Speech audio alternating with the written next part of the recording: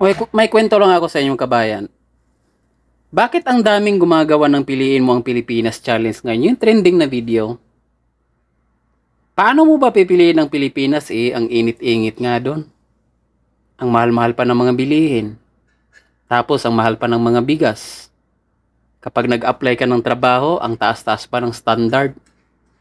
Tapos maliit pa yung sahod. Ang dami pang kaltas.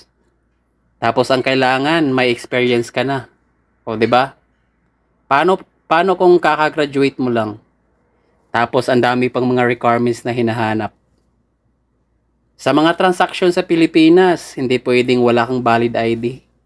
At kailangan pa dalawang ipapakita. Naku, Diyos ko po. Kaka-stress. Tapos ngayon, hindi daw tatanggapin sa mga trabaho ang mga may tattoo. May tattoo pa naman ako. Hindi ako makakita ng trabaho niyan. Dami pang mga insecure sa paligid. 'Di ba? Yun ang sabi ng kaibigan ko na matagal na dito nagtatrabaho dito sa KSA sa Riyadh.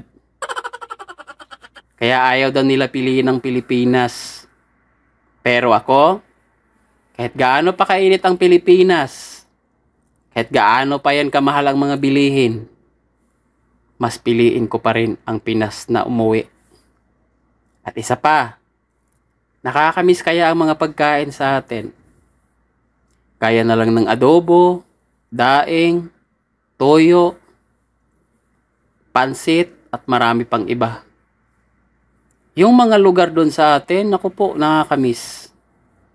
Yung makikita mo yung mga mapuputing buhangin sa dagat, yung mga falls, magagandang naglalakihang bundok. Ang sarap kaya mag-unwind sa atin. Kaya kahit anong negative pa dyan ang naririnig ko, mas pipiliin ko pa rin ang Pilipinas. Ikaw kabayan, pipiliin mo ba ang Pilipinas kahit sobrang init na at tumataas na yung inflation rate? Kahit sobrang mahal na ang mga bilihin? Comment mo naman dyan sa comment section down below at pag-usapan natin. Like and follow.